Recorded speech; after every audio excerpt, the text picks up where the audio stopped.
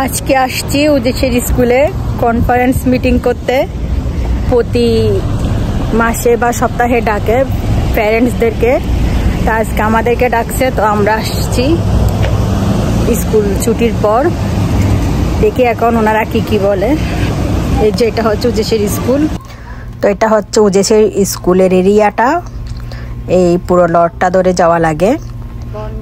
এই যে এখন বাচ্চা কাচ্চারে স্কুল থেকে বাসায় চলে যাচ্ছে, স্কুল ছুটি। তাই নর্মালি স্কুল ছুটির পরে কনফারেন্স বা মিটিংয়ে ডাকে প্যারেন্টসদেরকে।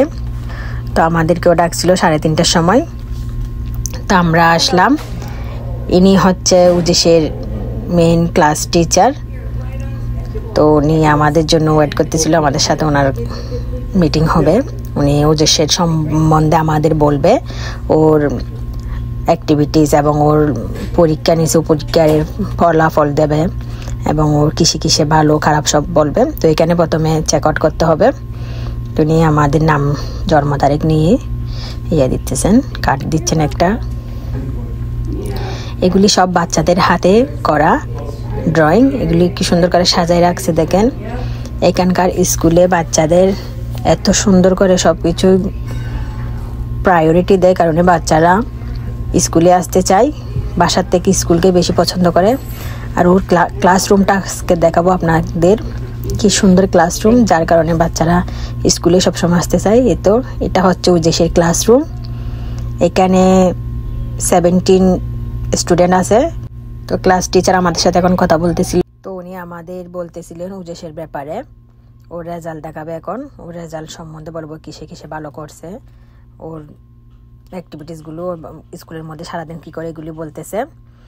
তো আমরা ওনার সাথে কিছুক্ষণ কথাবার্তা বলে আমি পুরো ক্লাসরুমটা ভিডিও করতেছিলাম একটু আপনাদের দেখানোর জন্য।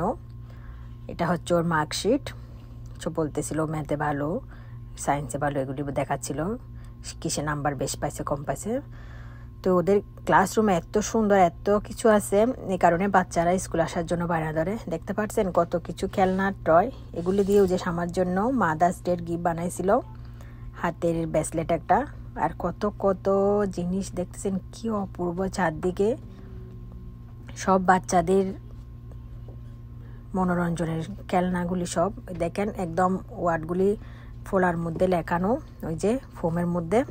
তারপর আছে বিভিন্ন রকমের পেন্টিং, বিভিন্ন রকম ছোট ছোট টুকরো করে কাটা, কত খেলনার চলে। আসলে বাচ্চাদেরকে এখানে পড়ালেখা করা হয়, এটা তো আপনারা সবাই জানেন। তো এখানে খেলনা চলে, যেহেতু পড়ালেখা হয় এই কারণে সবই খেলনা। আর এটা যেহেতু কিন্ডার গার্ডেন, এখানে তো সব খেলনাই থাকবে, বইপত্র তেমন না। তো আমি একটু সবগুলো থেকে একটু নিতে চাচ্ছিলাম। এখানে 17 জনের মতো স্টুডেন্ট আছে।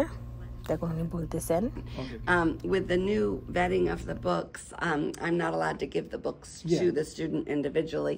I have to give them to the parent, and then the parent can choose whether or not they like that book for their child. তো উনি উদেশকে পড়ার জন্য কিছু বুক দিলেন, যেহেতু সামনে গরমের ছুটি পড়বে, তো আমরা নিলাম আর কি, মানে বলতেছে ওকে বাসায় প্র্যাকটিস করানোর জন্য।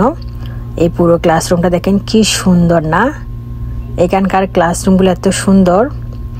তো যাই হোক, ভিডিওটা আপনাদের কেমন লাগলো আমাদের অবশ্যই জানাবেন। ভালো লাগলে একটা লাইক করে দেবেন। আজকে এখানে রাখি, সবাই ভালো থাকুন, টাটা।